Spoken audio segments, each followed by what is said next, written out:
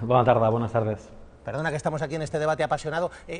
¿Tú crees que hay fuerzas políticas, las que detentan ahora mismo el poder en Cataluña, que utilizan también el derecho a decidir y la independencia como anestésico social?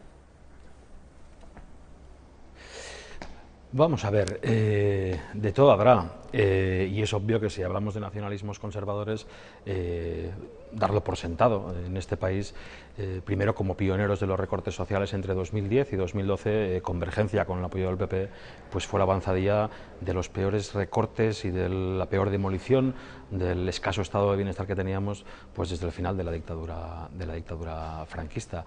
Pero como oía decirle a la compañera de Colau, que por cierto, obviamente aprovecho para solidarizarme con ella tras los ataques y el juicio que tuvo ayer por las mentiras y calumnias que vertió la delegada del gobierno, Cristina Cifuentes, y yo creo que eso no es ningún descubrimiento, que es la sopa de ajo. O sea, hay gente que ha utilizado siempre la bandera para tapar la cartera, y eso es un patrón de conducta de cualquier, como lo queráis llamar, oligarquía, burguesía o élite. Yo oír que en este país no hay movilizaciones contra la exclusión social, contra la pobreza, que en el último año hemos prohibido las pelotas de goma, que han dejado 8 personas ciegas, que hemos prohibido el fracking, que es una amenaza ecológica al territorio, que mañana aprobamos, pasado mañana, la ley contra la homofobia y que es una ley pionera en la defensa de los derechos civiles y de la libertad sexual de cualquier persona, me parece injusto para con los barrios populares y los movimientos sociales de este país, que siempre han luchado en condiciones muy adversas. Pero que eso pase me parece lógico que por arriba se intente justificar. O sea, que hay una dialéctica que es: hay quien utiliza la independencia para no hablar de la crisis y hay quien utiliza la crisis para no hablar de la independencia. Y nosotros juntamos las dos cosas. El debate de un país independiente no deja de ser el debate de un país diferente, ¿no? Precisamente yo creo que un movimiento, una plataforma como Guanyem Barcelona, yo creo que surge más del proceso del desencanto respecto a la crisis que del proceso independentista, pero luego le pregunto a Colau. David Fernández, ¿ustedes esta tarde apoyan salir a las calles? Ayer ya algunas personas de la CUP salieron a protestar por la decisión exprés del Constitucional. ¿Esta tarde apoyáis que la gente se vaya a las plazas de los ayuntamientos? Por supuesto, apoyamos una movilización social.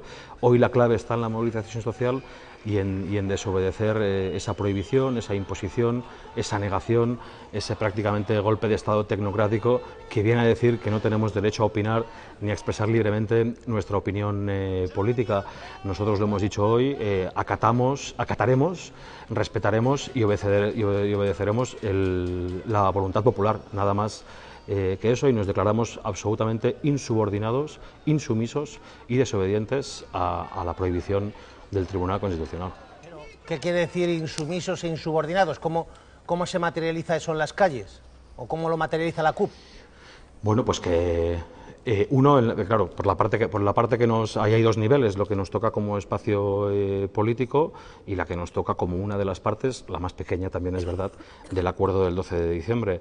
Por la parte que nos toca, y en el esquema de ayer que decía que se suspende cualquier acto de la consulta, nosotros seguimos adelante con la campaña en defensa de un sí por la izquierda, muy parecido al que se dinamizó desde la izquierda radical en Escocia, y que por lo demás vamos a decir que seguimos adelante con lo que jurídicamente y por obediencia a la legitimidad y a la legalidad surgida de este Parlamento, pues nosotros nos debemos a la voluntad democrática de nuestro pueblo. Por tanto, trabajar al máximo para que el 9 de noviembre los que quieran votar sí y los que quieran votar no puedan expresarse libremente. No vamos a permitir que se cercene y que se amordace la democracia. Nosotros pensamos que quien tiene un problema grave no es quien dinamiza, con todas las contradicciones que queráis, obviamente en la peor crisis social y económica que vive este país, no es quien exige, quien defiende, quien dinamiza la democracia y la participación política de la ciudadanía, sino quien tiene un problema grave es quien lo prohíbe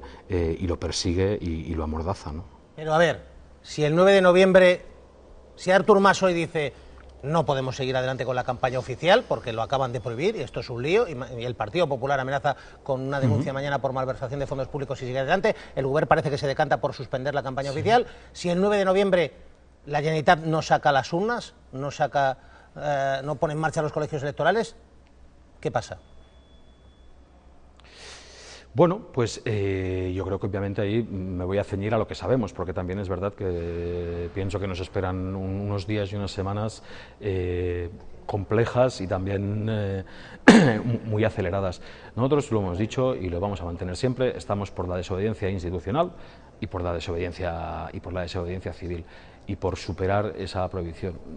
No hay un tribunal y una decisión jurídica a nuestro criterio excepcional, puramente política. El Tribunal Constitucional es el instrumento aparentemente judicial que utiliza el Gobierno central para hacer política y, por tanto, muy desgraciadamente, y pienso que para vosotros y para nosotros, pues no va a haber una salida británica o escocesa a la cuestión catalana y española. Eso es lo que quisiéramos y nosotros seguimos pensando que es el mejor escenario en clave estrictamente democrática, pero nosotros vamos a defender desde la desobediencia civil, que como bien sabéis pues es pública, social, pacífica, no violenta, que el 9 de noviembre esos 5,4 millones de catalanes y catalanas que están llamadas a expresar su opinión política lo puedan hacer, y ahí no vamos a ahorrar ningún esfuerzo y no vamos a dar ningún paso atrás, sean cuales sean las consecuencias jurídicas de esa decisión. Peor para nosotros es que no pase nada.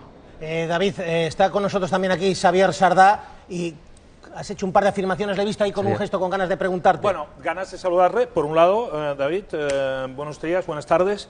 En 12 horas se produjo como un cambio estético. Fíjate, yo vi con buenos ojos que os levantaseis cuando Pujol estaba pegando la bronca al Parlamento de aquella forma desaforada y dijisteis, bueno, nosotros nos vamos de aquí.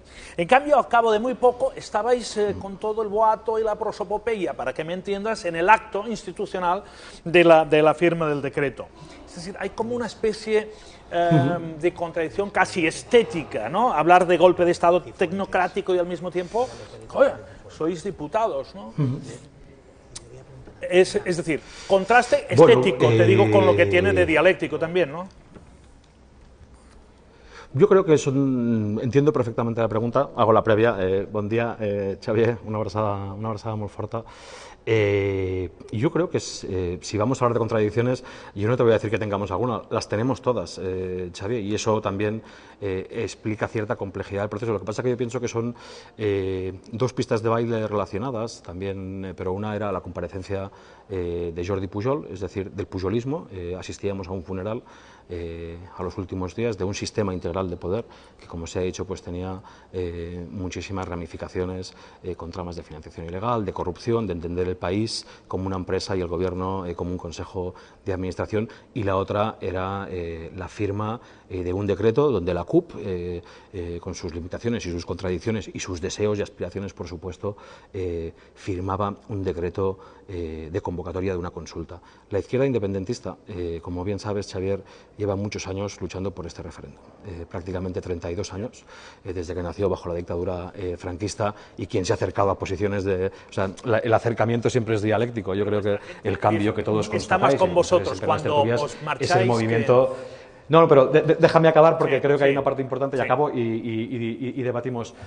¿Por qué estábamos nosotros ahí? Pues mira, yo en lo que pensaba no era en el consejero de Interior, ni en el consejero de Economía que aplica los recortes. Estaba pensando en los independentistas torturados en 1992 en una operación dirigida por Baltasar Garzón. Europa condenó la no investigación de aquellas torturas, y estaba pensando también en los 5 últimos fusilados del franquismo, en Txiki, en Otaegi, en García, en los 3 compañeros del FRAP que también lucharon por la autodeterminación de los pueblos. Entonces, ¿hay contradicciones? Claro que hay contradicciones, y si me haces la pregunta a mí de si es contradictorio, claro que es contradictorio, y las gestionamos como podemos. Pero esa también igual es elocuente, ¿no, Xavier? Preguntarse, ¿qué pasa en Cataluña para que polos irreconciliables, porque las contradicciones son todas, como una izquierda independentista anticapitalista y una derecha liberal, neoliberal, conservadora, incluso de Unión Demócrata Cristiana, se pongan de acuerdo en qué? En poner urnas, en dar la voz a la ciudadanía. Esto no es un acuerdo por arriba, es un acuerdo para dar el protagonismo a la sociedad y a todas las personas que conforman este país, e insisto, los que dirán que sí y los que dirán que no. Entendido. Un saludo y fins sempre. Fins sempre, Xavier. Un abrazo, David Fernández, de la CUP. Buena tarde.